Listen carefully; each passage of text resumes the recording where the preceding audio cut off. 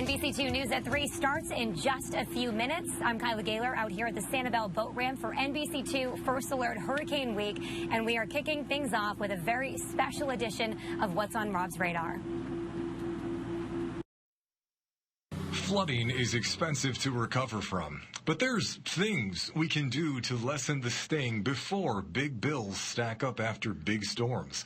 Everglades City has done some of those things because years before Ian, this town took the brunt of storm surge from another hurricane, Irma, in 2017. The full force of the storm and the northern eye wall, and now that northeastern quadrant moving onshore over Marco Island down 41 toward Everglades City. That full force pushed 3 feet of water into the buildings of Everglades City School, racking up a bill of more than $930,000, a figure seemingly unfathomable, at least at the time. This is not something that you will ever see again in your lifetime. If you're watching, hope not. Hope wasn't enough.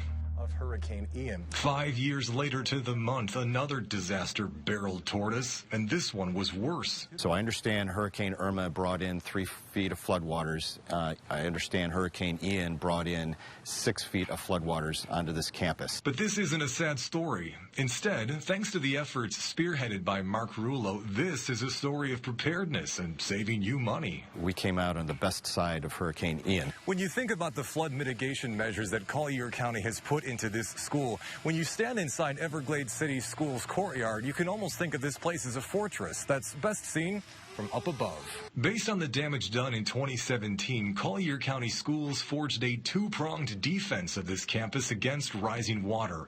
Prong 1, stop it from getting in.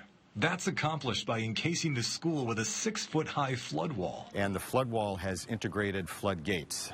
So the floodgates, when they're in the lowered position, they allow people and equipment to come and go. And so when they're in the upright position, they create a watertight barrier in the campus. And so it's great for keeping the flood water out. Prong 2, protect the campus by pumping water that gets in, out. That's done through a network of gutters, drains, and grates, enticing water here toward a central lift station. It triggers the pump to come on, and then that pump drains the stormwater from the interior of the campus, and it pushes it through an underground pipe out to the river. After Ian, the results spoke for themselves. The prior hurricane had taken out a lot of the buildings in the school, and there was major renovation that had to take place.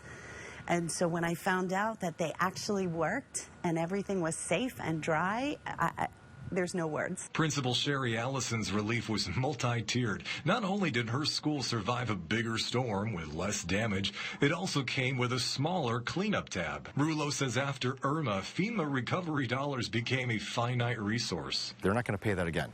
So that's why mitigation effort is so important, to prevent future damage, and relying on your insurance carrier to pay for it. I don't know that insurance carriers would pay over and over. I mean, if this damage occurred once every 3, 4, 5 years, who's going to be willing to pay for that? As this town hopes its efforts will be enough to hold back the waters of the next big storm.